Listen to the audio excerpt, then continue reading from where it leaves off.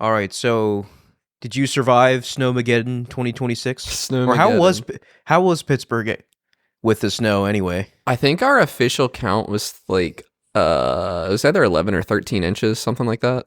So it was a lot of snow. The roads are still bad. Like Center Avenue, where my grocery store is like a nightmare. Like I was walking there the other day, and I was like crossing the street to get to the store, and cars were just like slip sliding. Like Yeah, yeah. No, it's like insanely bad here too.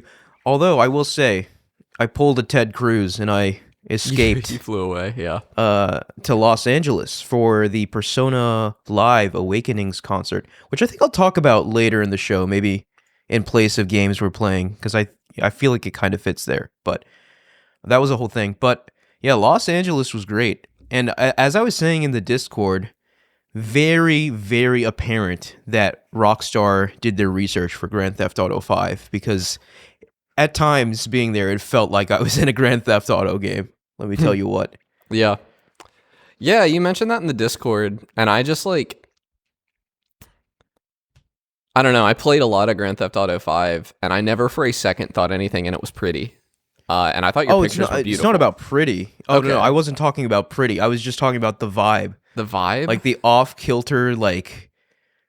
It's hard to explain, you know? Like, was it good? Because, like... it was just weird, man. Like, in Venice Beach, just walking around, there were people, like... There was, like, one guy, like, completely naked and just wearing devil horns as like, his clothes. You know, that kind of like vibe. balls out? Like, naked? Like, underwear. Okay. I mean, I've seen that in Pittsburgh. But it was just like a weird, and plus, you know, like they had like you know, like these open stores next to the beach where they were selling all sorts of things, including like underwear, like women's underwear with like things written like thick fillet, Yeah. you know, like that kind of stuff. Yeah. And it just reminded me of Grand Theft Auto. It was like very Grand Theft Auto coded. Yeah.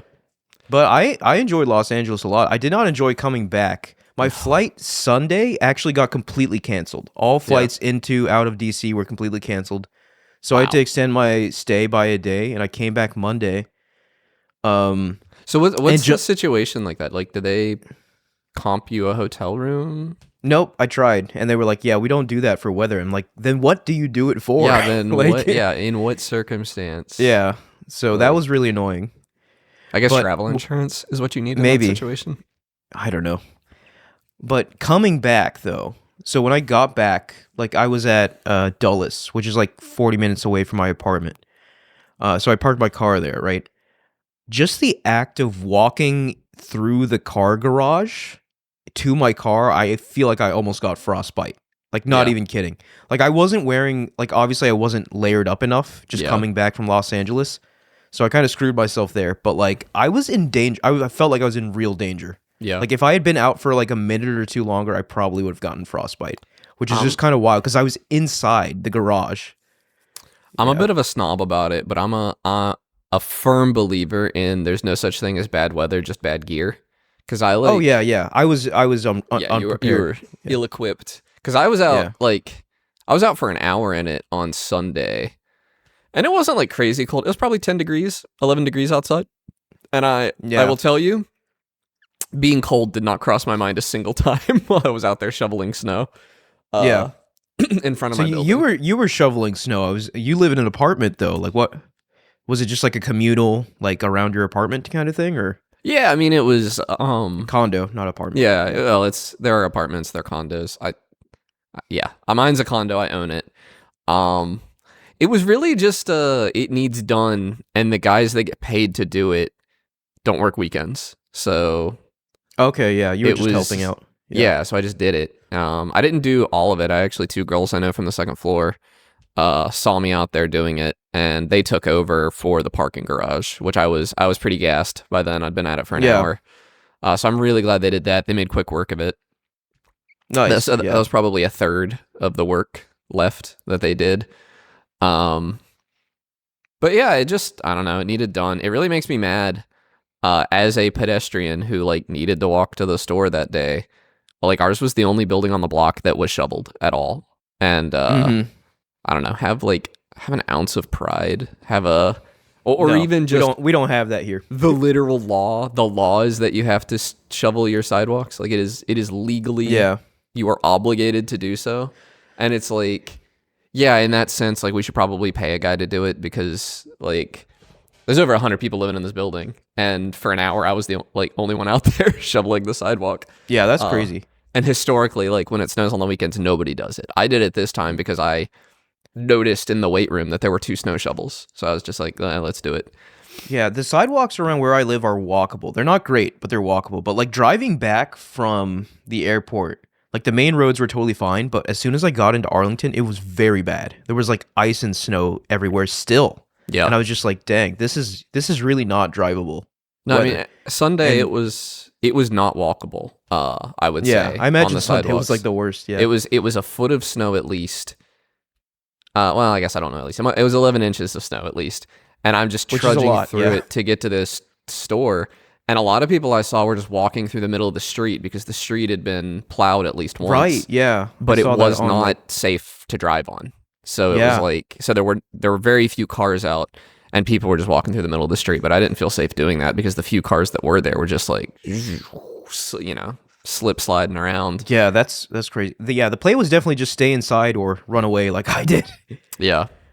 But yeah, I feel like I dodged most like the worst part of it, and Yeah. now it's just kind of like waiting for the sun to melt it because it's still too cold for it to actually melt. I mean, I don't know what the situation is where you are, but here in Pittsburgh, it's going to be 2 weeks before it gets above freezing for like a single Yeah, moment here. I think it's similar here, and they're also talking about more snow coming this weekend. I don't know if that's the case for you as well. I but- haven't looked at that, but probably Yeah. we're not that far from you.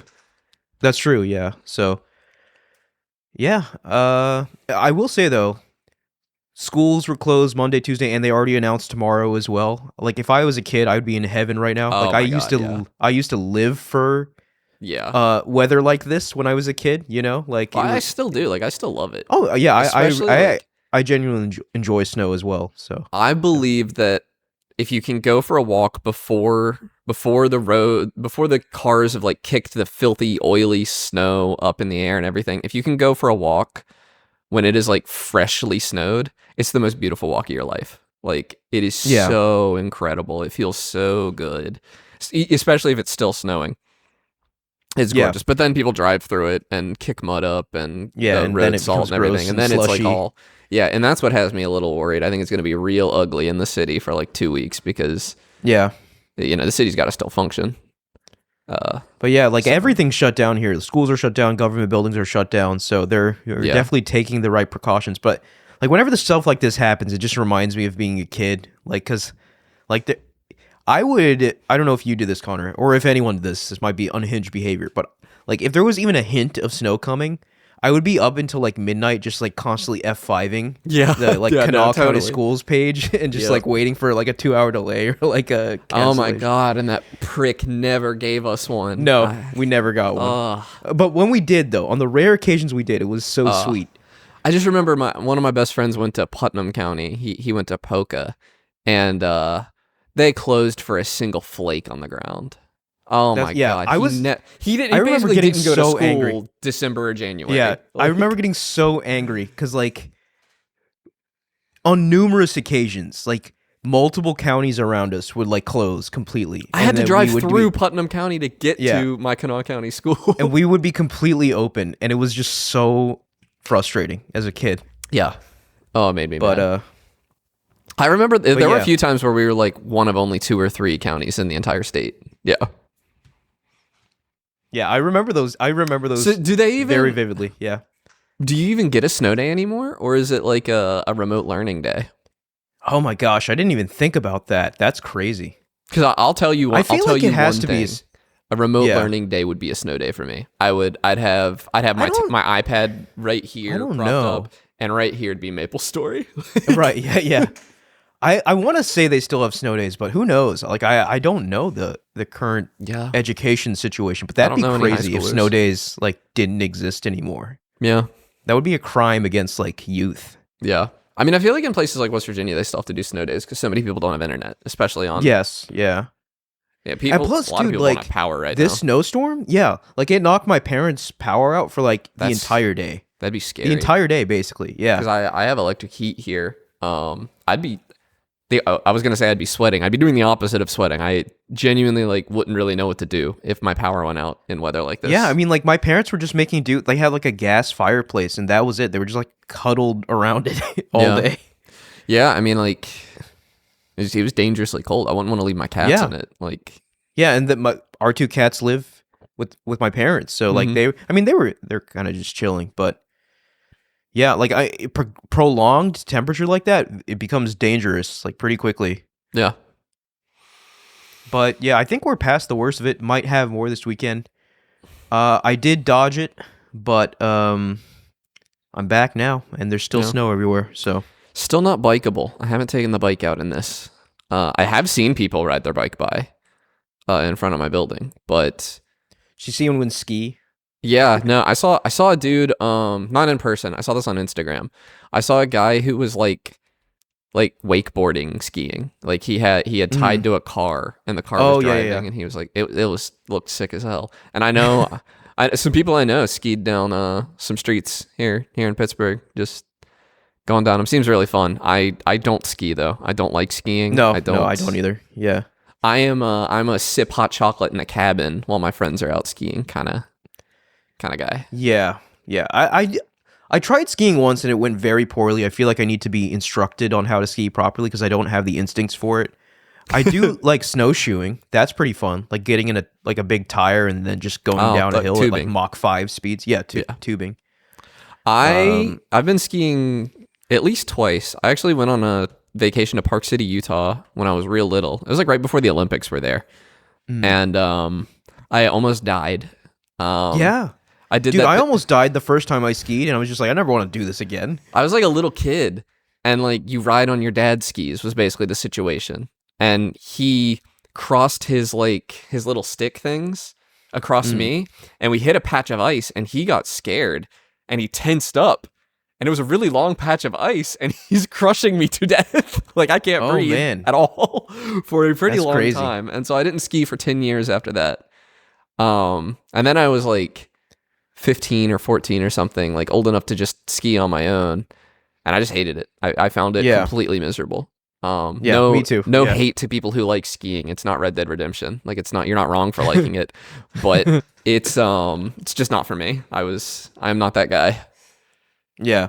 Or I feel like I could be that guy if I was like taught properly, but I was just like thrown on a pair of skis and like told to go, and that did not work. It's also like my friends were like, "You'll figure out." No, you will not figure it out. I did not. I took lessons and I didn't figure it out. I just fell I over did not for figure 2 it out, hours. and I was a threat to like everyone on that mountain. I was like crashing into kids. I was like, "This is not good." No, it's not good.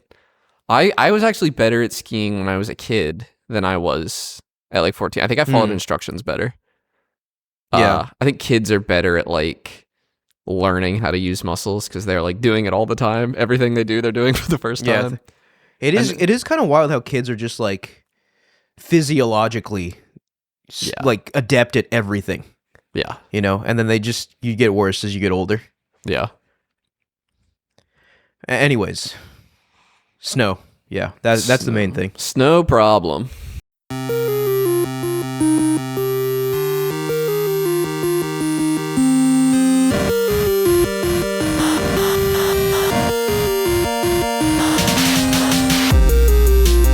Hey, and welcome back to Game Talk. I'm your host, Em, and beyond today I'm joined by Cotter.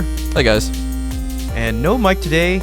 Our schedule is going to get kind of weird for the foreseeable future because Mike's work days have changed, but we're going to make it work. Still deliver Game Talk every week to all of you.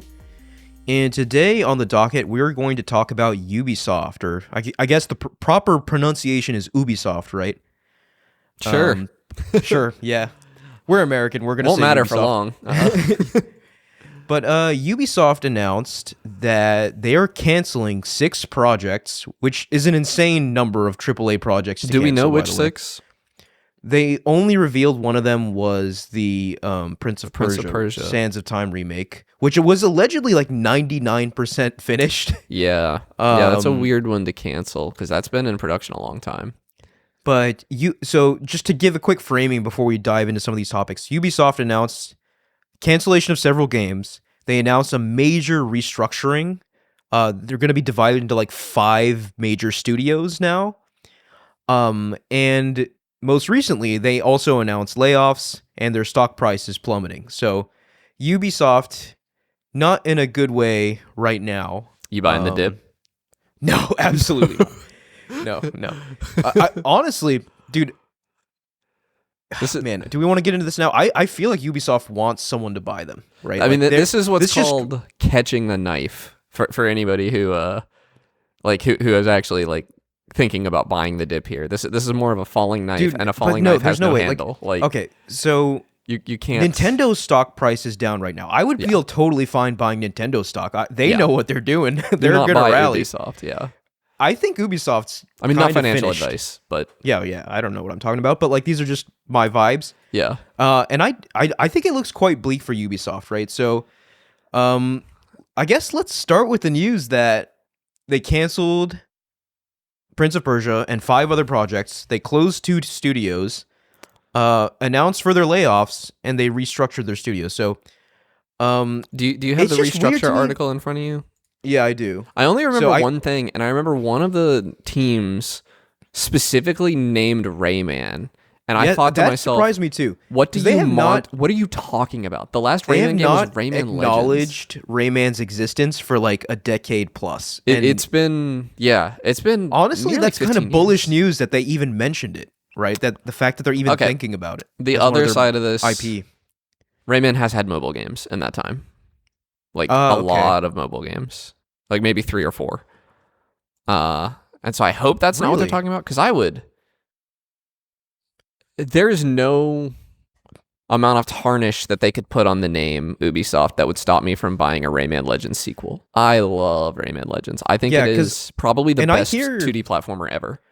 It is weird that something like that comes from Ubisoft, but I do hear Rayman is like some of the best 2D platforming ever. So.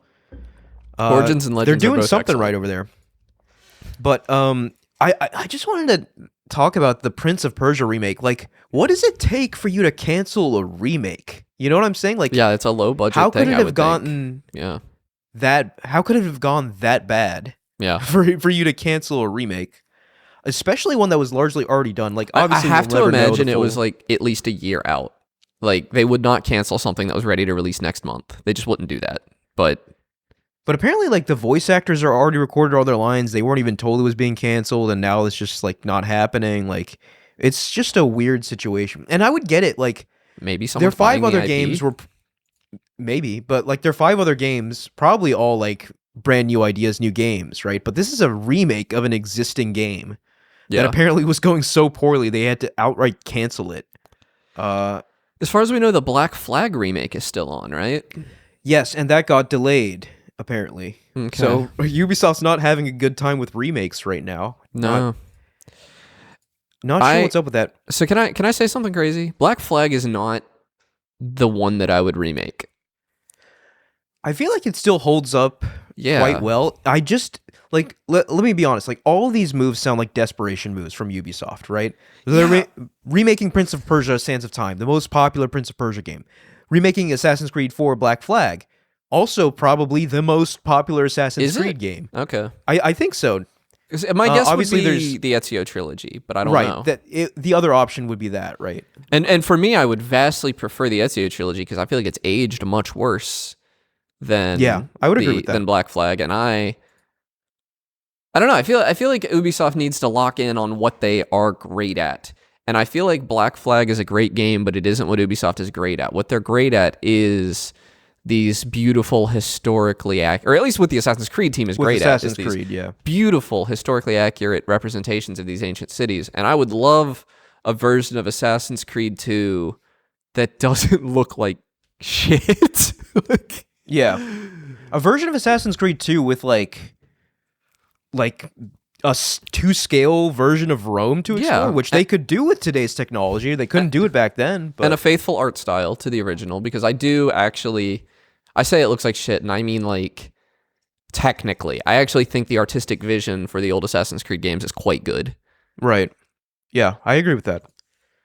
But yeah, the division into 5 creative houses is an interesting choice to me, right? Yeah. So let's just go through them and then, like, get our thoughts, right?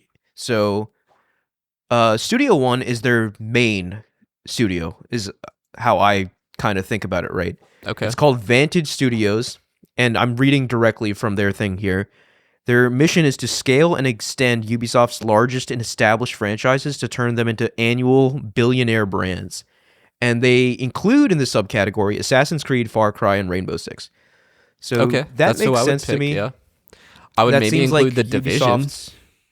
Yeah, I was kind of surprised the Division wasn't in this umbrella. They're in a different umbrella. Yeah. But like, if you were to ask me like the top 3 Ubisoft franchises, I would for sure say Assassin's Creed and Far Cry.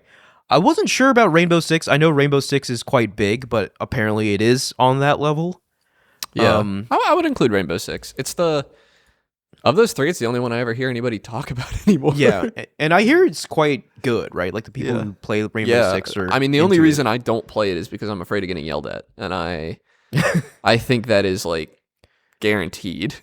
Yeah, and like it is cool. Like I do think they fill a niche with that game of like the super high stakes, like siege Yeah. style I mean, FPS.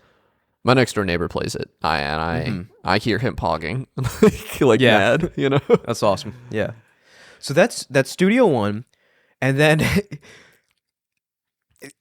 all of this is fueling my conspiracy theory that they're just chopping up Ubisoft and then like into palatable, purchasable.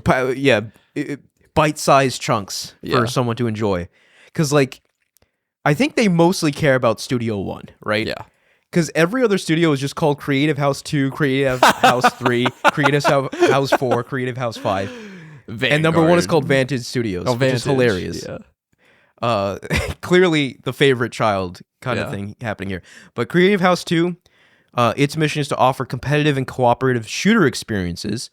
And the franchises under this are Ghost Recon, Splinter Cell, and The Division. So here's where The Division is.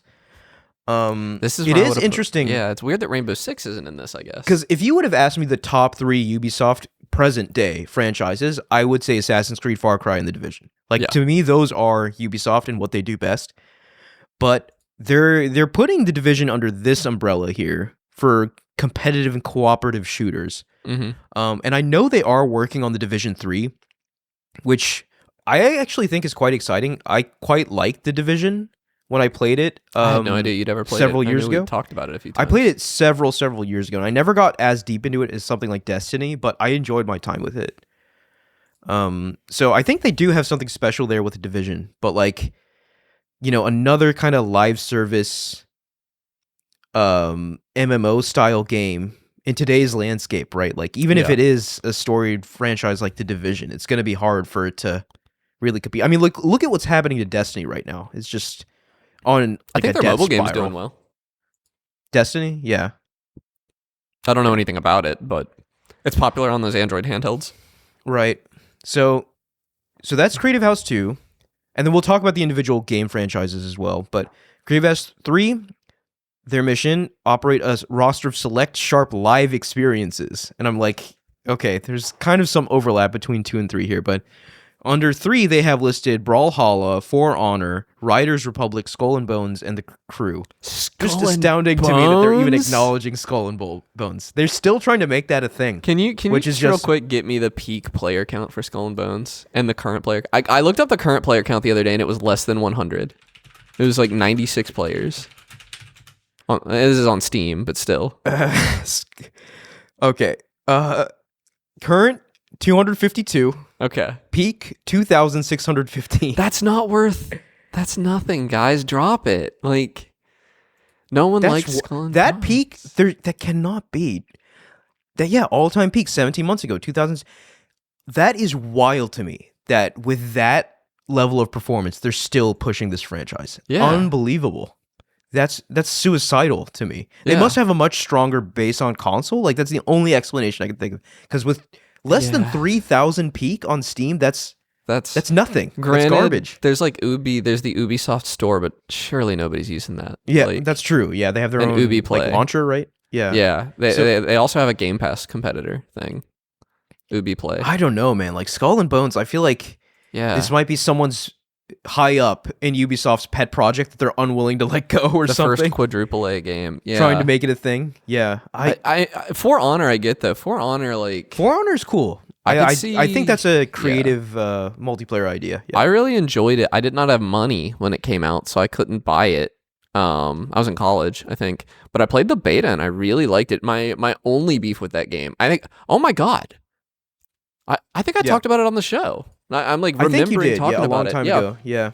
And I played the beta, and what I didn't like about it was the community. I remember like there was a 2v2 game mode, and I would you would spawn on opposite ends of the map and do like a 1v1, and I would win my 1v1, and then I would go kill the other guy, and then every other person in the lobby would start flaming me for cheating for because it wasn't honorable. Well, I do hear that the game has come a long way since its beta. Yeah. And the beta was quite good too. So I feel like Yeah. it's in a strong place. And this game always attracted me, right? Like the kind of like multiplayer, but it's like it's not a medieval, shooter. physical Yeah. weaponry. You know, that's a cool idea. So I'm glad to see that they're still Insane thinking about it. VR potential.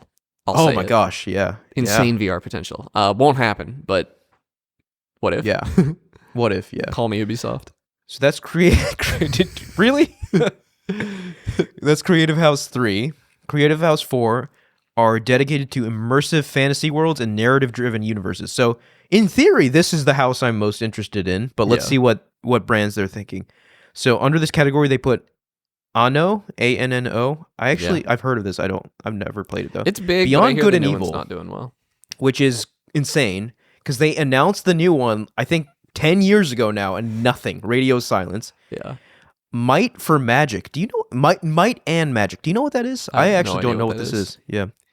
And then they also have Prince of Persia and Rayman listed here. Oh, Rayman's in that one? Well, that's kind of a good thing, right? Dedicated to immersive fantasy worlds and narrative. Interesting. Yeah. So what? Rayman's not a narrative. I guess they would. I would maybe they're thinking like immersive fantasy world, and that's how but they're classing Rayman. Rayman Legends It's a platformer, literally though. does not have a story. As far as I can Yeah. tell, there is no story happening in Rayman Legends. It is just a But collection of excellent levels. But out of all the IP they have listed here, like Rayman is the only platformer. Yeah. Right. So I guess they couldn't really give it its own, vertical or whatever. So they had to Can put we it in- revisit Rayman in a little bit? I have a lot. Yeah. I got a lot to say about him, but yeah, it's then- weird that he's in that one. And then Creative House 5, the last one here, reclaiming a strong position in casual and family-friendly games. That's where Rayman should be. And here they have Hasbro games, like the toys, I guess. Yeah. Hungry Shark, Okay. Invincible, Guarding the Globe. I'm sure that's got to be a No. different Invincible, right? Not the That Amazon show. I was gonna say Because that's the can't least be family-friendly show I've ever seen in my life. Guy at probably. Ubisoft who doesn't understand that not all Like a animation dad is for just like kids. massacring his son. Yeah. Just Dance. That makes sense. Okay, that's their moneymaker.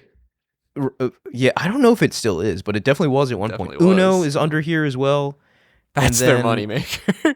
Dude, I unironically played a lot of I know. digital Uno A lot with of my people friends have. back in the day. Yeah, Yeah. it's fun. Yeah. And then these other two, I have no idea what these are. The Catch app portfolio and the Colibri portfolio. These sound like mobile things to me, but I don't Gotta know what these are. Yeah, I have no idea what they are. So those are the 5 creative houses, and seeing it like laid out like this, it really makes it apparent to me. Ubisoft owns a lot of stuff. They've got Yeah. a lot of stuff going on, Well, which is cool. they own a lot of stuff. We do not know Right. that they have anything going on. Well, that's the problem, right? They own a lot of stuff, Yeah. and they're huge, right? Ubisoft is a globally distributed studio, unlike any other AAA studio, right? Yeah. They have multiple studios, all making AAA games all over the world. Mhm. And that is to say that they're way too big, right? They're too unfocused. And I think, to me, it sucks, obviously, people losing their job. But, like, to me, it makes sense to where, like, Ubisoft should not be as big as it is. It never should have been as big as it is. And now they're kind of paying for it. And in a they're way. like the classic.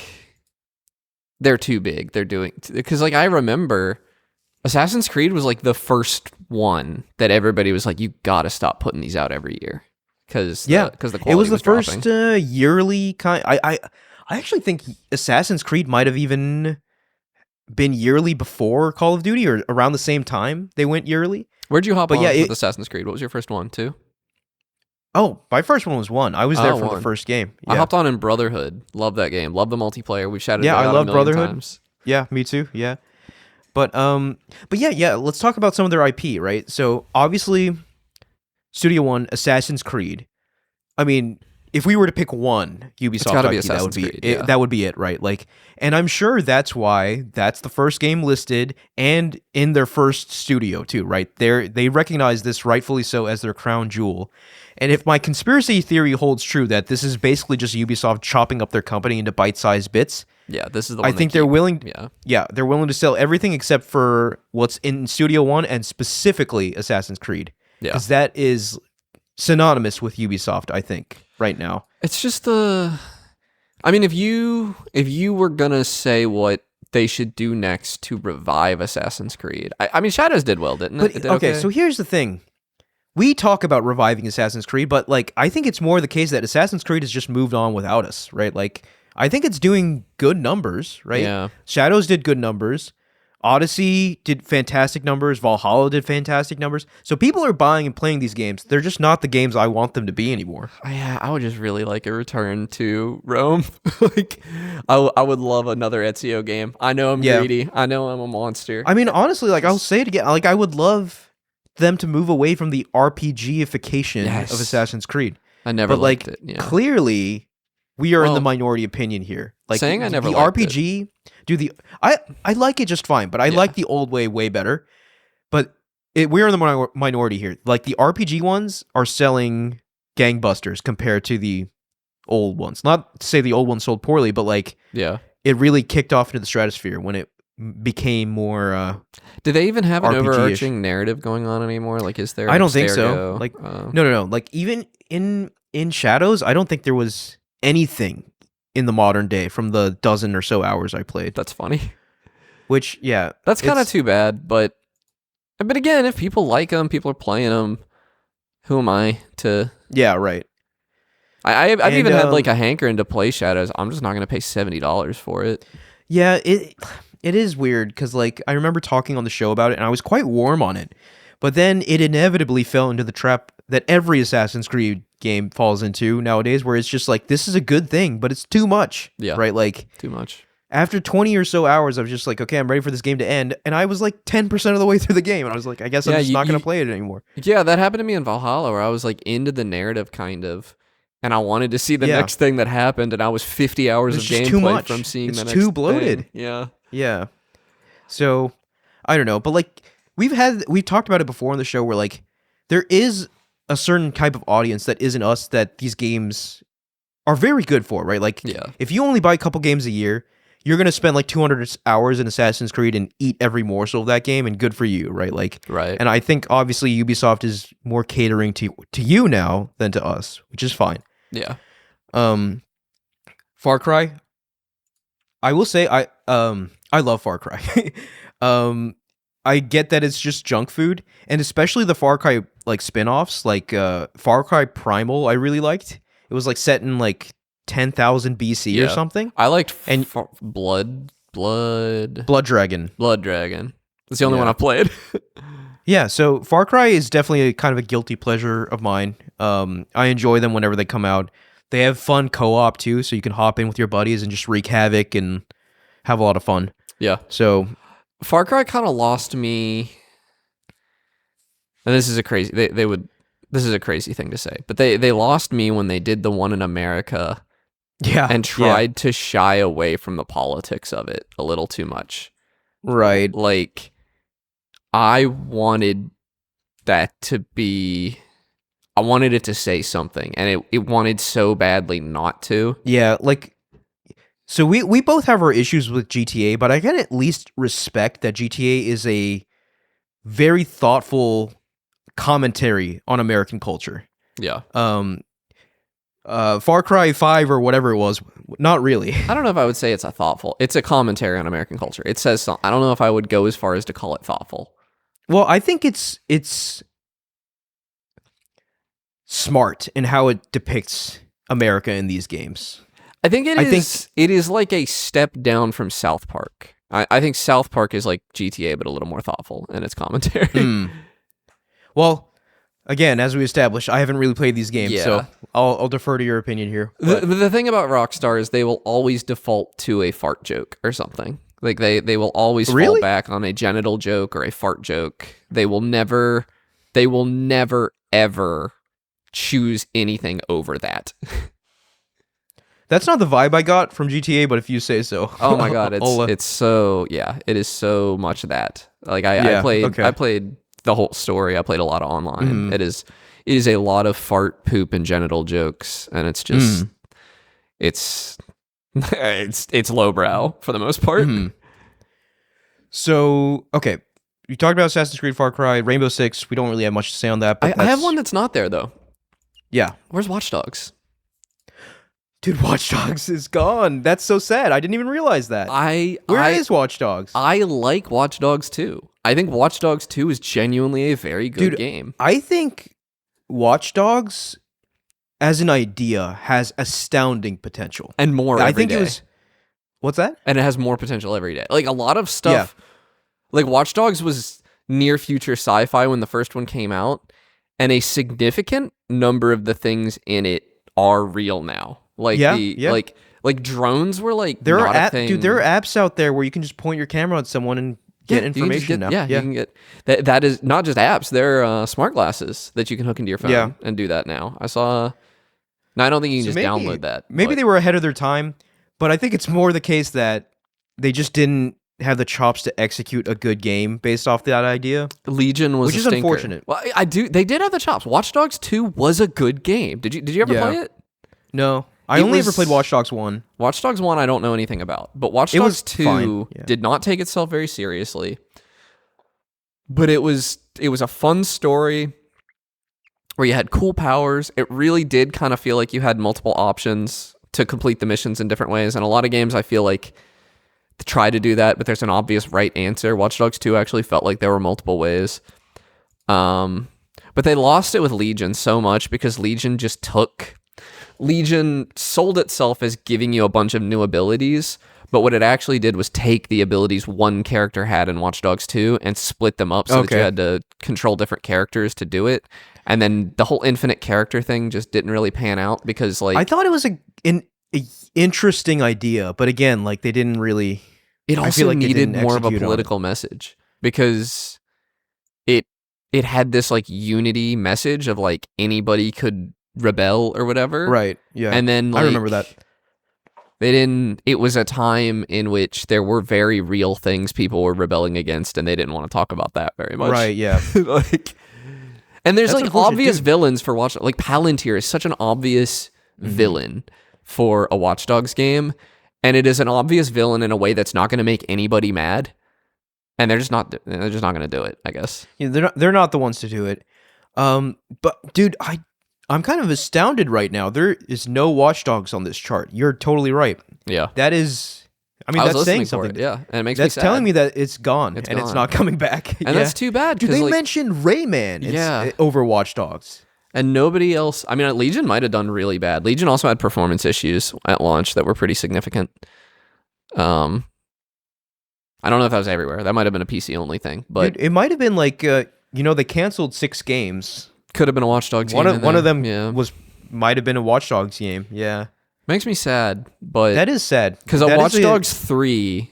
just pretend Legion never happened. A Watch Dogs 3 would go crazy right now. Dude, that's what I'm saying. Like, if Ubisoft, conspiracy hats on, right? Like, if they are really chopping the company up for sale, and they're willing to sell some IP, the Watch Dogs IP in the hands of competent developer could be go very crazy. Fun.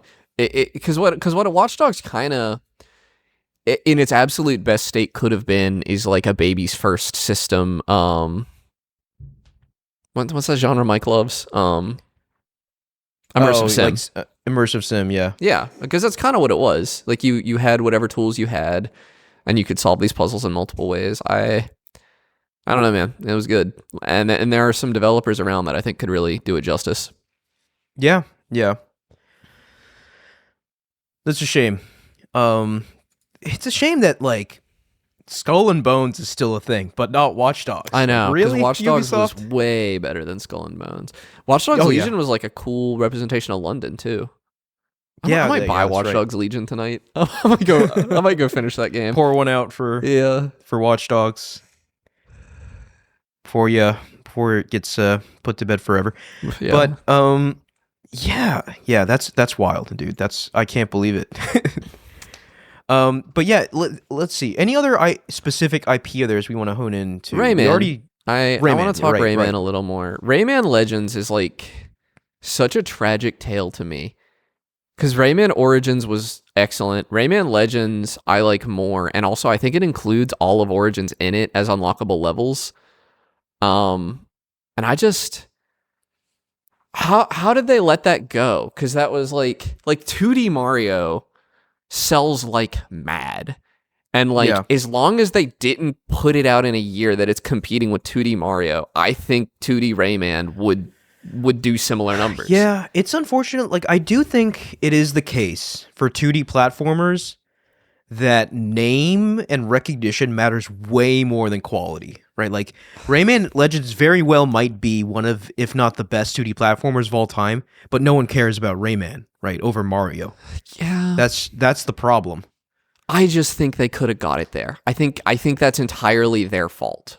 I don't think I just really think they could have got it there. Rayman, it's just so good. It's so pretty. Like, do you know what this game looks like?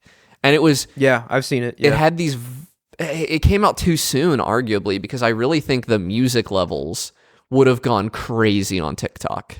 The there's like these levels, and they were like, there's one that's a mariachi cover of Eye of the Tiger, and I still just boot up the game and play through it every once in a while because I genuinely like this song just slaps, and it doesn't ask that much of you. These musical levels were like a reward for beating a world, essentially, and you would play through it, and it didn't ask that much. It wasn't very demanding from a skill perspective because it was supposed to be the reward for beating the rest of the world, and it was just so good. And they had made this, like, Rayman Legends was an extremely expensive game to make because they made the Ubi art engine alongside it, and that was supposed to be this like, hey, we're not going to need any engineers on the next one. This is going to be artists only making the next Rayman game.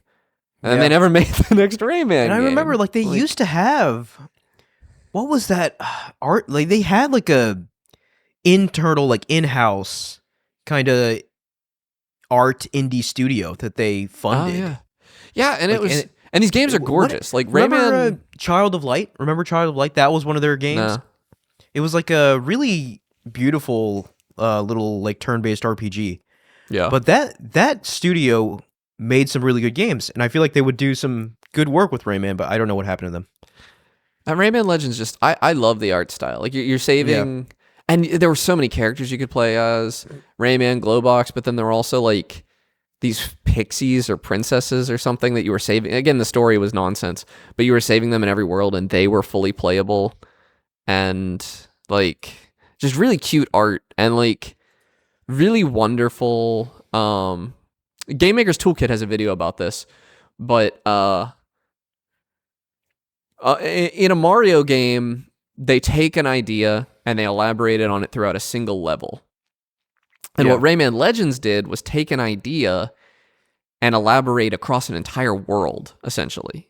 So it would be like, there was the underwater stealth world. There was, that's the one I remember, because it was like the only part of the game that had stealth mechanics, but they like explored them, and it was the same basic mechanic with a little bit of a twist in every level, and it got a little harder all the way through. And Mario just doesn't do that. Mario throws away ideas very quickly, and that's not bad, but it's just there's room in the 2D platformer world for somebody to do something different. Donkey Kong was kind of similar, but Donkey Kong was more interested in kind of telling a story with its worlds.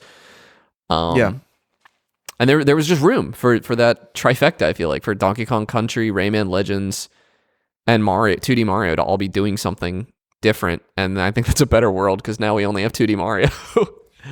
Because 2D Donkey Kong's basically gone. Rayman's I mean, on ice.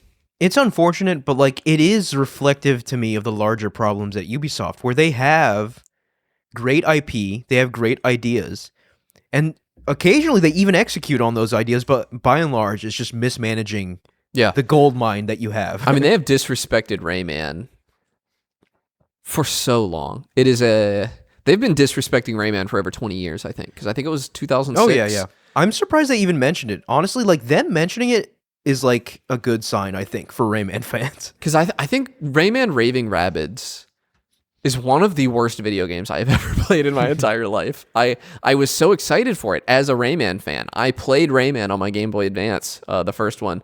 I played Rayman 2 somewhere, maybe in 64. I don't remember.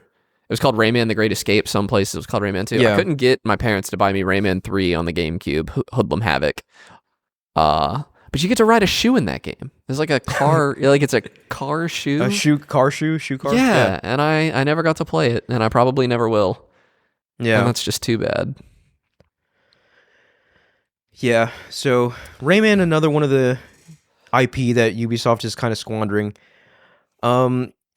Any other IP you kind of want to shout out beyond what we already have? Like, I know there's some really popular ones on here that like Splinter Cell that I know has like a storied history, but I just don't. My entire have any experience with with Splinter Cell, I had the GameCube demo disc that came with my Nintendo GameCube, and it had a demo for whatever Splinter Cell was on the Nice. GameCube, and I played it over and over and over again. Was it good? Yeah, I it was do fun. not remember. Yeah. Kids will do anything over and over again. That's true, unfortunately. yeah. So I don't remember if it was any good. I don't think I could beat it because I was a dumb kid. Ghost Recon is fun too. I think I played Ghost Recon Wildlands with like Thomas and a few other friends, and we had a good time doing that. I don't really remember specifics though. I just remember it being kind of like Far Cry. But had a good time. So Ghost Recon, that's under their Creative House too. They're going to continue that for cooperative shooters. But like looking at this list, looking at these 5 divisions, I think it's clear to me, obviously 1 is the main one, but I think 1 and 2 are like core Ubisoft to me when I think of modern Ubisoft, right? Yeah. So 1 and 2, that covers Assassin's Creed, Far Cry, Rainbow Six, Ghost Recon, Splinter Cell, and The Division. Yeah. Beyond that, I don't know, right? Like, Sell it to I Xbox. guess we'll see. Yeah. Xbox, my God, no. But like I know like a lot of this kind of restructuring is kind of built off a major deal they made with Tencent, Yeah. I think last year. So Tencent's already got their fingers all over Ubisoft. So Hate that. I don't know how that'll kind of pan out in the future, but Ubisoft is sitting on a treasure trove of IP, as we have now shown, just talking about like, Yeah. you know, they have some great IP that they're sitting on. So To be fair, like of all the games we talked about, the only one I'd be willing to buy is Rayman. Like, I was probably not going to buy. I the will Black buy a Flag new Far remake. Cry game. I will buy a new Far Cry game. Like I said, I'm a sucker for those, and I end up usually buying the new Assassin's Creed too. So I guess they still have me in that respect, but I'm not like, dude. There was a period of time where like the new Assassin's Creed was like my most anticipated game of the year. Like Brotherhood was so much fun. Like 2, I had such a good time with 2. Then I got Brotherhood and loved it even more than 2. Yeah. And then I was just like, and then when they showed the trailer for Revelations, I was like, I cannot wait for this game, right? And obviously it was kind of a letdown compared to 2 Oh, and really? Brotherhood. I never played it. I enjoyed it. It wasn't as good as 2 and Brotherhood. I skipped But it like for some reason, and I got 3. Yeah. But there was a time there where Ubisoft was on top of the world, right? And they're very much not so anymore. And that's further reflected by the fact that after they announced the restructure and everything, their stock price tumbled by 40%, They're down 90% from 95% from their peak. Yeah. Just think about that. 95%. And their peak was when? So- Do you have that in front of you? I don't have that in front it of me, wasn't but very I long would be ago, willing right? to It was like bet. 5 years ago, Oh, yeah? I don't know. I think. I don't think it was very long. Yeah. But all this to say, Ubisoft not in a good spot right now. With their stock price plummeting, like, this is probably the most appetizing they've ever looked to any interesting parties that are going to Right. buy them. So I would not be surprised at all if in the near future we heard about like a major Ubisoft acquisition. If they're going to buy all of it, or at least maybe a couple of the creative houses or whatever. Yeah. So not looking good for Ubisoft. Like they claim that this restructuring will help them better perform because it'll be like each house will be kind of in charge of itself. Yeah, right. I mean, this is like the but- Sony strategy, so I guess right? we'll Like see. Sony Santa Monica is in charge of itself.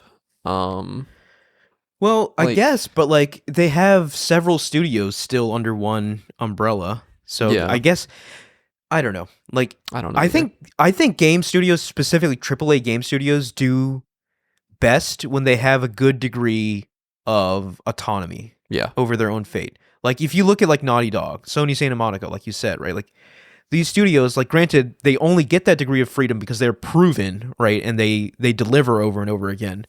But these are like creatives really harnessing their art to the best of their abilities and not being impeded by like management too much. Right. So hopefully, I think they're restructuring. That's their kind of goal, to like let the creatives kind of rein in the situation and get a good production pipeline going again. Because like when you're out here canceling remakes of games, something's wrong It's with a your bad production look. pipeline. Yeah. It's not. Yeah. And do you think I can't help but notice the prop you chose today?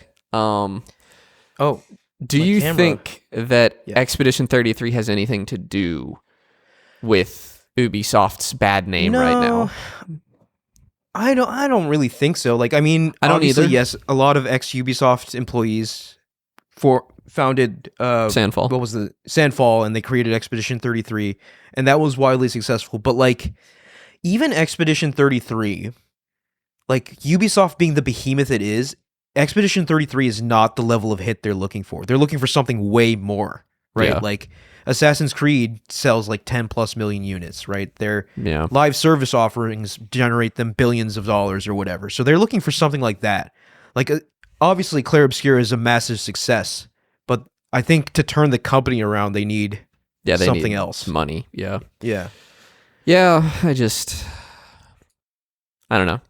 Topical, I guess. We've talked about Expedition 33 a lot on this show, and it's Yeah, and you see that right there. So like at some point my camera got messed up, but that right there is the like limited collector's edition that they okay. I was wondering if it was released. the vinyl, but I couldn't really tell.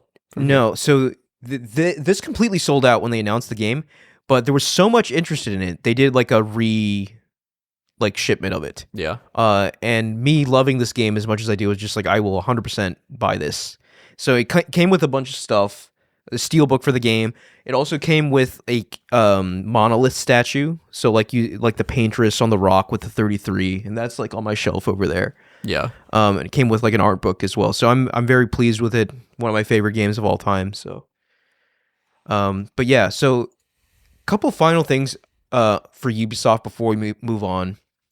So, I did mention earlier that just yesterday they announced they're going to be doing layoffs as well, in addition to the restructuring, right? So, over 200 jobs being cut at their headquarters. Obviously, layoffs always really crappy, but like layoffs in addition to this restructuring, it's just not a good situation for people working at Ubisoft. And I just have this GameSpot article pulled up here saying that Ubisoft devs are feeling anger and despair over impending layoffs. Despair sucks. So I imagine That's like a tough word. Yeah, despair, right? Like Yeah. it's must be very frustrating. Like we know Ubisoft has good developers. I mean, look at Expedition 33, right? Right. So I think it's largely a case of them, like poor management, right? Is largely the case of a lot of Ubisoft's problems. So it must be very frustrating for them, especially, right? Like if they look at maybe some of their colleagues going off and making that yeah. Right. while they're stuck in the one of the greatest games ever made, and they're making division mines or whatever. I Yeah. don't know. So yeah, it's unfortunate. Ubisoft not in a good place right now. They're struggling. So I wish the best for the people working there. I hope that if they are going to get bought out, they get bought out by someone who can do something good with the IP. I Yeah. guess is all I'm going to say. Yeah. Yeah, me too. Which, yeah, I have seen. I was watching the WAN show. Linus Tech Tips podcast. I saw a clip of that earlier today. That was me kind of trying to get a little info about this coming in. I actually was not super well read about all this, so some of this was new to me that we talked about. But he pointed out, and he's a little older than me, but he pointed out that like Activision and a couple other game companies kind of spawned out of the slow collapse of Atari. Oh, interesting. I didn't know that. And he was pointing out like Sandfall and Embark being made up of former DICE devs, Sandfall being made up of former Ubisoft devs. He said he was pointing out that history rhymes sometimes. Very interesting, yeah. And I thought that was an interesting take. Yeah. Though that is not very good consolation if you care about this IP. If you really like the Assassin's Creed IP, if you really like the Rayman IP.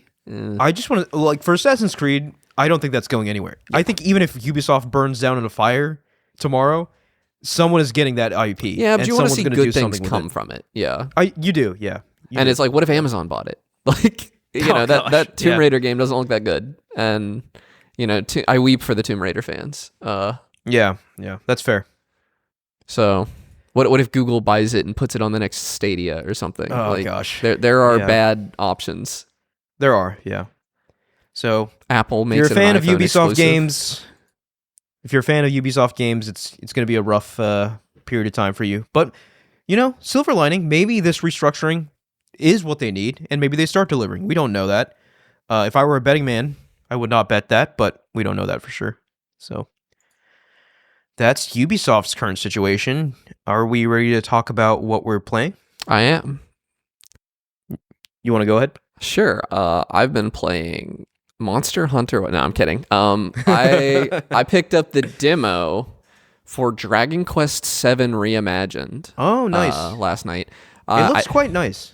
It looks really good. I will say, technically, kind of weird game. I'm getting weird stutters sometimes, and I looked it up, and apparently, like, the settings are just kind of a mess for this game. There's like a resolution setting that is not in numbers. It's like medium, low, high, and medium on PC. Yeah, and wild. Yeah, medium is 100% native resolution. High is super sampling, and I guess like it seemed to be arbitrarily super sampling until my graphics card hit 100%. Because if I turned it down to medium, my GPU is sitting at like 30% usage at 4K. So weird. And when I put it on high, it was pinned at 100% usage and like started stuttering and stuff because I think it was overheating with my cat laying on it, obviously. So I just turned that off, and I gotta say this game is gorgeous. But even more than it's gorgeous, this game sounds incredible. Oh wow, really? It's not uncommon, I guess. Like Claire Obscure did it, but like. It's pretty rare that, like, I play a lot of Monster Hunter, and, like, the monster roars and stuff sound great, but the music does not, like, put me back into my couch in Monster Hunter. The way that they did the soundstage in this game, it's Dolby Atmos, it's everything. It feels like I'm sitting at the symphony. Like, oh, wow, that's amazing. So I can point to you exactly where in front of me each instrument is. And that's just, like... That's so extra for a game like this, but it really like it felt great. And the graphics are obviously excellent as well. This is a remake of a PS2 game, I think, but it's a full on remake. And I don't know, I'm not like enthralled with the story so far, but Dragon Quest takes historically forever to get going, right? And it has if there was ever. Dude, like if there was ever a definition of a cozy game, I feel like Dragon Quest would be it. I mean, even saying I'm playing this game is an exaggeration. I'm early game, so everything's very easy. I put all of my characters on autopilot. I'm not even playing the combat. Yeah. I am just walking around, experiencing this story. Yeah, like just listening to the music, seeing Akira Toriyama, may he rest in pieces. Beautiful monster designs. And plus, like when you're snowed in with maybe a hot drink and Dragon Quest, there's no better way to spend your time. And apparently, I've heard this demo is like 8 hours long. And it does carry over. Yeah, it carries over into the full game, thank God. Yeah. And I probably will pick up the full game because I am somewhat enthralled with the demo so far. I'm enjoying it quite a bit. Man, dude, like on paper, I feel like I should be all over Dragon Quest. Akira Toriyama, JRPG, but I've never played it. Yeah, I've never played a Dragon Quest. For the record, I still recommend Dragon Quest 11 so far over 7. Right. Because this is still going to have the marks of a 20-year-old game or whatever. Well, I don't know how old it is. Yeah, I guess it'd be 20 years. I hear they fixed a lot of it. I hear apparently they took a lot of mandatory quests and made them side quests in this, which is funny. Okay.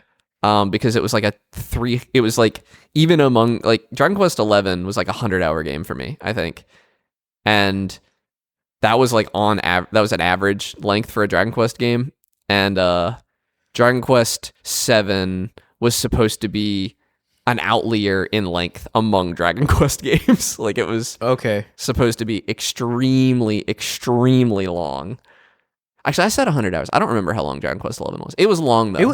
I think it's like 80 plus hours. It's a long game. It was very long. And I think you would really like Dragon Quest 11. There's a point where you're introduced to a character and it's literally just Majin Buu. Like, yeah. Like, man, nothing hits like Akira Toriyama designs. No one can. He lives in a Namek house. Style. Like, he looks exactly like Buu. He lives in a Namekian house. It's so funny. And it is obviously sad that future Dragon Quest games won't have Akira Toriyama style, but like, you have what, 11, maybe even 12 if he's already done work on 12. I think he's already worked on 12. Yeah, you have 12 games that are to very experience long. That man's art if you wish, which is a blessing. Yeah. So, and it's just I don't know. The vibes are good. I needed a break from Monster Hunter. I obviously needed to talk about a different game. Yeah. We were on 3 weeks straight, I think, of Monster Hunter. Well, with Mike's new schedule, right? Like, inevitably, you and Mike will do an episode, and you can just make it all about Monster Hunter. Yeah, it'll probably be around when the expansion gets announced. But yeah, this actually puts me in a weird spot because I really wanted to play Dragon Quest 3 HD 2D remake. Yeah, that looks quite nice as well. It looks gorgeous, but now I've already started Dragon Quest 7. So who knows when I'm going to get around to that. We're truly blessed. There was a period of time where Dragon Quest games straight up just didn't even come to the West. Yeah. Well, and is that true? I think that is true. Dragon Warrior on the NES. I think there was a while there that and then Dragon Quest games just didn't come. I think I might be misremembering. But I think you're misremembering because Dragon Quest 1 through 3 are on the NES and they got ported to the Super NES. I don't know anything about 4 and 5. But I'm pretty sure we got 6. I know we got 7. I think 8 was an MMO. No, 10 was an MMO. I don't know about 8. 9 I played on my DS as a kid. It was It's so difficult, like, as someone outside of the fandom, keeping track of this and Final Fantasy. It's tough. There's so many entries and like which game is which. Yeah. I really like, if there's one thing I can say about Dragon Quest, I love their, in a way that I feel like Pokemon has failed to do, I love that they got their combat right 100 years ago, and they're like, no, we're not going to change it. We don't want to. We really like it like this. It's and I think that contributes to like the comfort food feel of Dragon Quest, because you know what you're getting, and it's not going to surprise you, and it's exactly what you want. Yeah, and the boss fights are engaging. Like I told you, I have the combat set to autoplay or whatever. I turn that off for the boss fights, but I don't know, man. I would just be mashing A against right like the boring enemies, the grind enemies. But I do still want to see those enemies. I want to see the art. I want to see everything. I want to hear the music, all that. But no, I actually don't want to spend, a million. I heard I was listening to the Besties, and Griffin McElroy talked about playing this game on the 3DS. I think there was a remake of it. And he played it in an emulator like at 300x speed, and that was the only way he found the original palatable. Yeah, it's a series I plan on investigating at some point, because it feels like I would be right at home there. It's a good time to jump in. I have no complaints about that. I was a little worried, and I still think I'm gonna like 11 more. 11 has such a... It feels like watching an anime to watch 11. Like, it has arcs. Like it has a... Yeah. The best example I can find, like, a lot of JRPGs do have arcs. But yeah, like you walk into a town in Dragon Quest 11 and you have your whole like overarching quest, but you something happens and you end up in this tournament, and it's a tournament arc. Like you're in a fighting, like it's like a Dragon Ball. Kira Toriyama Like, tournament arc. yeah, it was, Say and less. it was good, like a tournament arc was. Like I expected it to be a little bland, but it wasn't. It was really fun. And the tournament arc was nice because everything felt like a boss battle. So it was like all engaging combat for a little bit. Although I did at one point, I think, have to leave town to grind a little bit. And Dragon Quest even has typically not available to you early game, but like Dragon Quest 11 in the end game, there's like a secret way to get metal slimes to appear, and metal slimes give you like 1 billion EXP. So like I got to the end, I was ready to experience the end of the game. I didn't feel like doing any more side quests, so I just looked up how to get metal slimes to appear, and I got to a level that the internet told me I'd be able to beat the final boss. Oh, what? Yeah, and just did that, in like less than an hour. Dang. Yeah, and that's nice. It's nice that it gives you that option. It's sort of like how people say magic is easy mode on Dark Souls games. Like, right. Dragon Quest has a skip the grind. Dragon thing. Quest is all about, as from an outsider, so maybe I'm totally off on this, but like to me, it's all about comfort, right? Yeah, you play it the way you want, you enjoy it the way you want. Be cozy with this game. Yeah, I think that's the vibe I get from Dragon Quest. And there's a Persona sort of feel to it where you really like, at least in the ones where they are characters, and some of them, like Dragon Quest 9, your party mates are not characters. You make your party members. And I think that is... Oh, interesting. That is a I don't think I'd like that very much. Yeah, I don't like that as much either. But in 7 and 11, they're characters, and like they have a story happening with you, and you like get to know them and get to like them. And I think I prefer that significantly.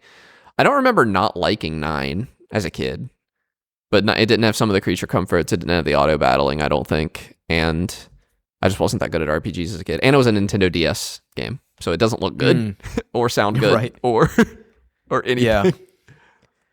Yeah, the symphony treatment with Dragon Quest is awesome. I didn't know they were doing that. No, it was really one of really those great. like, I didn't expect to notice my speakers, like I didn't, because I didn't have them yet when I played Dragon Quest 11. I was on my soundbar still, which was good, but not, it didn't have the sound stage, like the spread out speakers to actually make you feel like and it was one of those, like, I thought this was going to be a Steam Deck game for me, but now it absolutely is not, because the Steam Deck just can't. I mean, the Steam Deck has good audio, but the Steam Deck is not going to compete with my home theater, certainly. Right, yeah. Then that's interesting though, because I feel like there's multiple very valid ways to enjoy it, right? Like, oh, totally. A it would be very handheld cozy Dragon Quest handheld, yeah. in bed, like that sounds wonderful, right? But like, if you want that sound immersion, that's just great that it can provide both of those experiences. That's what you need the Steam frame for. Yeah. So you can have both. So, for the past several weeks, I've been replaying Persona 3 Reload, but I have not talked about it on the show yet. One, because I wanted to finish it before talking about it, but replaying a Persona game is crazy. Those games are so long. They're very long, yeah. That's crazy. And then last weekend, I did go to Los Angeles to see the very first American performance by the Persona sound team in history, right? Yeah. Like, so I went to their very first concert. They had 3 concerts, 1 on Friday and 2 on Saturday. I went to the Friday night one, and they said that this is the first time we are ever doing this in America. So it felt like very special. Yeah. And it was a really, really good time. As you know, Connor, Persona has some of just the most fire music. Yeah. In any game, like straight up. Like the Persona music is just to die for, in my opinion. Amazing. Yeah. No, it's great. I love it. Yeah. And they had Lynn, who is the lead singer from Persona 5 there, and she just absolutely killed it. Absolutely killed it. And they also had Lotus Juice, and I forget her name. I'm very sorry, but the woman from Persona 3. So Lotus Juice is the rapper in Persona 3, and and the woman who does the vocals in Persona 3. They had those two there as well, and they killed it as well. They're older now, right? Persona 3 is a pretty old game. Persona 3 is an older game, but, this concert was focused on Persona 5 and Persona 3 because of Persona 3 Reload, right, obviously. I will say the Persona 4 erasure was wild. There was not a single mention of Persona 4. There was not a single note played from a single song of Persona 4. That's tough. And as someone whose favorite Persona game is Persona 4, that was kind of hard to deal with. But I will say, I do think Persona 5 and 3 have better music than Persona 4, so it's Okay. fine. I wish I'd made. I was supposed to be on this. Yeah, trip I as invited well. you. I wanted to go, but it actually ended up being good. I didn't go. I've had some stuff going on back here. Yeah, and plus, like, would you have been able to get back? I don't know. No, with the and snow that would have situation. been a problem for me because I have no PTO to spare this year. Yeah, I yeah. have a lot of trips planned. So, but yeah, like going to a thing like this, it was interesting because I felt like, and this is gonna sound bad, but I'm gonna say it. I felt like the coolest person there. You have And a I don't video game podcast. Yeah, and I don't consider myself a very cool person, right? You're 30. But like we had, dude, this thing was chock full of nerds dressing up like Persona characters and that kind of thing. I actually dressed up a little, like I was, like you're going to the symphony, like because this thing was at the Dolby Theater, right? This is where Right. they host the Oscars, Yeah. right? Like this is a pretty nice theater. yeah, So like like I wasn't in a suit or anything, but like I yeah. nice-ish shoes. You didn't and, have your like, Zelda shirt and cargo shorts. collar, yeah, exactly, collared shirt and stuff. But like people showed up dressed as Joker, dressed as Aegis, dressed as like all these like they were dressed as Morgana. Like people went all out, and which good for them, man. Like I love that people were like showing up, being nerdy at this thing. Yeah, have fun. I actually sat next to someone who was, very much like me, dressed in like normal clothes. And I had a very nice chat with him, like before the concert and even during the concert a little bit. Nice guy. Didn't get his contact info or name, so we'll probably never see him again. But like we talked a lot about You didn't what we plug the liked. podcast? You didn't plug the show? No, I wouldn't do that. But we talked a lot about, what we liked in Persona and our favorite moments and that. So it's just nice, having someone on that same kind of wavelength Yeah. to then experience the concert with. And the concert itself, man, let me tell you, Lynn can sing, dude. Yeah. She's got like a voice that just grabs you and like shakes you, right? Like it's such a deep and rich voice, like that kind of jazzy kind of voice that she's got. And she played all the hits, right? She played Cafe LeBlanc, and that was magical. Yeah. Obviously played Last Surprise and all like the battle themes and like even like the Futaba's Palace theme, like the desert. Yeah. She played that, and it was just so much fun. I got to replay And Persona 5. I gotta play Persona 5 Royal. I mean, still yeah, me never neither. played Royal, which Yeah. is just wild, right? God, Like, maybe we need to like pick a time that we both play through it. or dude, something, where we I'm both actually start. I was Yeah. planning to after I finished Persona 3. I was like, it might be time for. We got 5 games Royal. coming soon though. There's stuff coming. We do in have games February. coming soon, Yeah. which is Resident Evil like comes soon. the closest for me is actually Neo 3. I think that's Yeah. imminent, like in a week or two, Yeah. and then Resident Evil. Yeah, but like I said, I've been playing Persona 3 for the past few weeks. It's just something. It's not like the main thing. It's just something Yeah. that I keep coming back to. It's very comfortable, much like Yeah. Dragon Quest, right? But yeah, I do want to shout out the Persona 3 artist as well.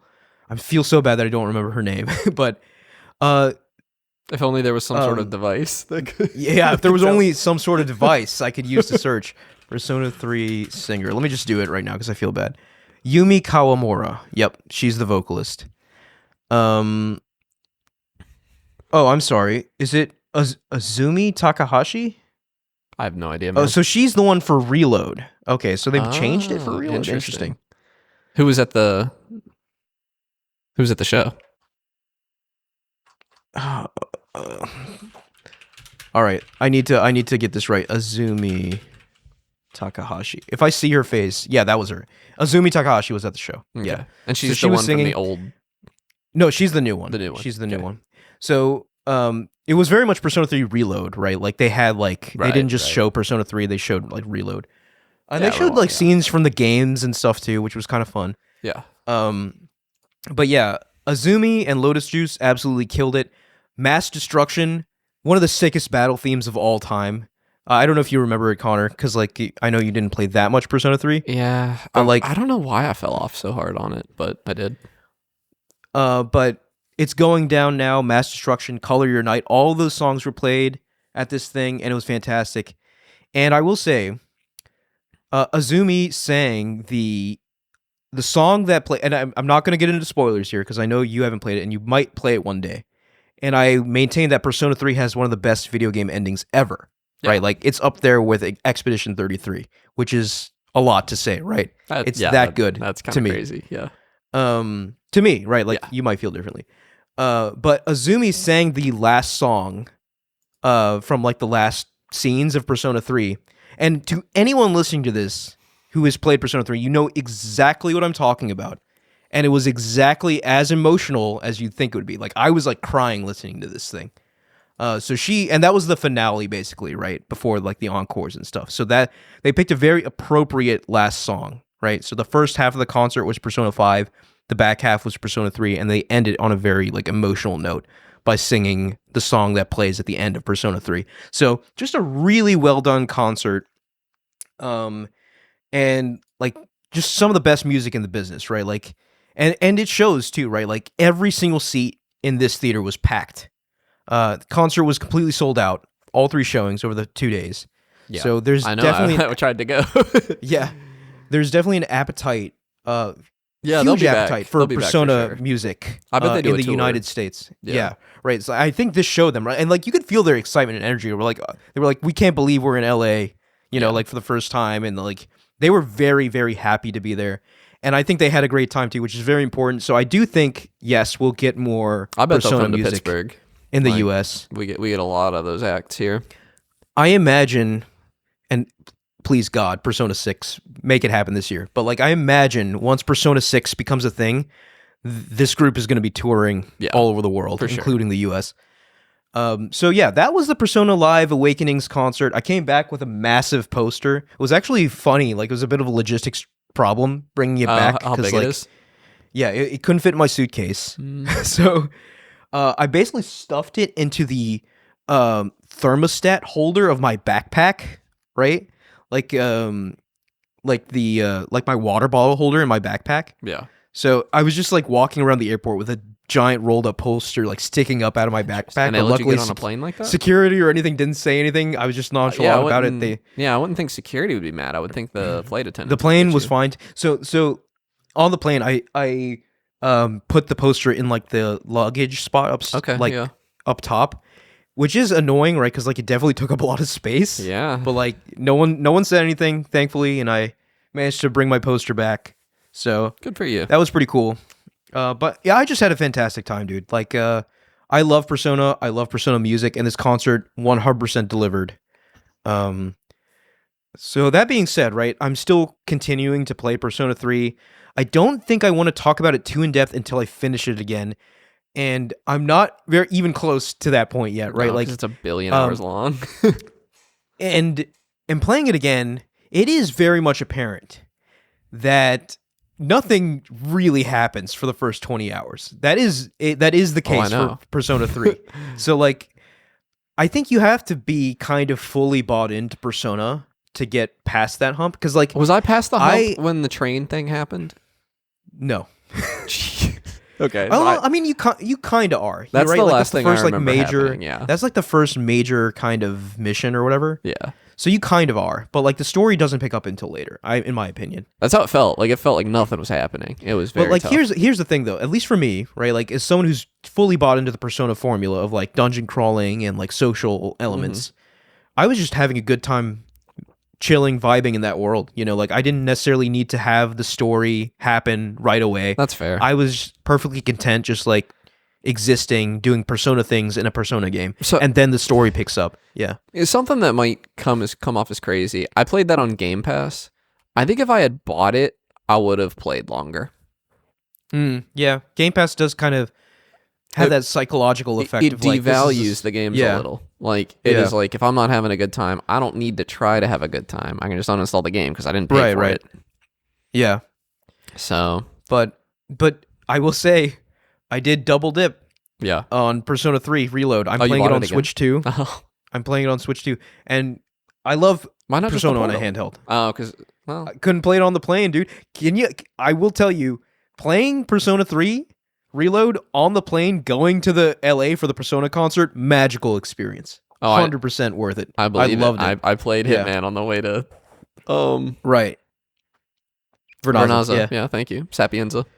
Sapienza. Yeah. So yeah, it was a great time, and I feel like it even further deepened my connection with Persona as a franchise. Like I love Persona. Yeah. Like it is certainly within my top 5, maybe top 3 like favorite video game franchises, and I cannot wait for You Persona do need 6. to try Dragon Quest because I really feel I do. like I very much do. Yeah. to me they're the two good JRPGs. Like it's Dragon Quest for the good old school, and then Persona is the new hotness. And then Final Fantasy fans come for our show and burn us to the ground. Well, I don't even like Final Fantasy is an action RPG It's these fine, days. yeah. I'm not in knocking Final Fantasy. I love Final Fantasy 15. I love that game.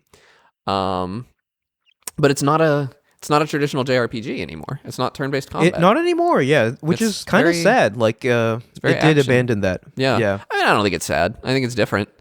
It is different, yeah. I'll play 7 Remake once that's finished in 20 years. Oh yeah, like dude, let me put it this way. If in Persona 6 it comes out and it's not turn-based, burn everything to the ground. Yeah. Like I will not be very tolerant of that change. No, So, me neither. Because it's not cozy anymore. And I don't feel like Final Yeah. Fantasy was ever going for cozy, but Persona and No. Dragon Quest are Yes, both yes, absolutely. insanely cozy games. Oh, absolutely. Yeah, like, I mentioned on the show I think that when I was in Morgantown a couple months ago, completely snowed in with my friend Ranga. Mhm. He bought Persona 5 and I just watched him play it for like 12 hours and it was fantastic. Oh, yeah. Loved Oh, it. Yeah. So, and dude, he's already on New Game Plus Plus. So he's played Persona that's 5 unimaginable to me. Royal twice through now. That's And has like over 200 hours. He got sucked in. Yeah. Yeah. I do hear, dude, I keep hearing how good Royal is. And like it is a marked improvement over base Persona 5, which is already a fantastic game. Yeah. So like I do think I need to play. I think we will coordinate that, Connor. I think that might be kind of fun. That could be the if play if we to both get us play both it. into it. Yeah. Yeah. But yeah, that's my current situation. Just continuing through Persona 3 Reload. But I did want to talk about the concert here because it was quite a special like video game related experience. Totally. I mean, I did the Zelda Symphony here in Pittsburgh. This would have been 2012, 2011, 2012. And that was a magical experience. I was there for the first time they played Dragon Roost Island. It had been added to their set that night. Oh, And that heart. was Yes. wonderful. And I think like Zelda, like, of the ones I would go to a symphony for, it's like Zelda for sure. Oh my God. Persona, Zelda, Clair Obscur, Outer Wilds, and Dragon Quest. Like those are the games that I think the music is like. I'm not going to a Mario one. I'm not even No, Galaxy. no. I don't think I would do. But No, I wouldn't either. But yeah, Zelda, like you can't top Zelda. Zelda's just the Zelda's best of quite the best. good. Yeah. Persona tries. Persona. Yeah. Dude, So does Outer Persona's Wild, up there yeah. for me. Yeah, yeah. It is I think all those ones I listed are like, and Clair Obscur. Actually, I think Clair Obscur top Zelda. yeah, triple S tier Yeah. soundtracks. Yeah, I don't ask me to put those in order of quality. I Yeah, couldn't no, do it. we're not. It's- Dude, that could be a fun episode though if we rank soundtracks or maybe. tier list soundtracks. Do you have the Clair Obscur vinyl, by the way? Or do you I do, you don't. do It didn't- vinyl at all? I actually don't, Okay. which is weird because I I feel like I'd be into it. But I wanted the Clair Obscur one, but there's too many songs on it. They did like the whole game soundtrack, and I kind of wish they Right. would. And it was like 8 discs or whatever, and $400. And I really Right. wish they would just release a 1 or 2 disc. Like these are the songs you actually wanted to hear. Like we're not gonna have Yeah. every single variation of every combat theme. Like no, give me Lumiere, give me Gustav, give me Aline, give me the paint, Yeah. whatever. The fire clip, the fire ones, and because that's why I don't listen to that soundtrack on Tidal, is because it's like every song, and I don't want to listen to every. There's like. But 8 can't you versions just of like Lumiere. favorite the ones that you want Yeah, and but it's put them so into much playlists or work. something? Yeah, I would have to do it. I want somebody else to do it for Yeah. me, Ahmed. That's fair. That's fair. And I want them to put it onto a vinyl disc so that I can look like an ass. In the comfort of your own Yeah. home. Oh no, I only play vinyl when I have girls over. Of course, yeah. All right, you got any other games you want to talk about? No, really just Dragon Quest. I mean I could talk about Monster Hunter if you really want to twist my arm, but I think I've done enough. Maybe we can Save it for 1 week, Yeah. First week in 2026 where we don't talk about Monster Hunter. Yeah. I think that could be a fun thing for us to Fun try twist. this week. Yeah. Yeah. We'll see if the audience likes it or not. Leave a comment if you like not talking about Monster Hunters occasionally. Don't get greedy. Yeah, don't get, you know who you're listening to, right? Yeah, this is Monster Hunter Talk. All right, thank you all for listening. You can follow us at Podcast Game Talk on Instagram, YouTube, TikTok, and Blue Sky. You can click the link in the description of the podcast to join our Discord and talk to us there. And please like, rate, and review us on Spotify, Apple Podcasts, or any other podcast services you use. Thanks, Connor. Yeah, see you next week. See you next week. Bye.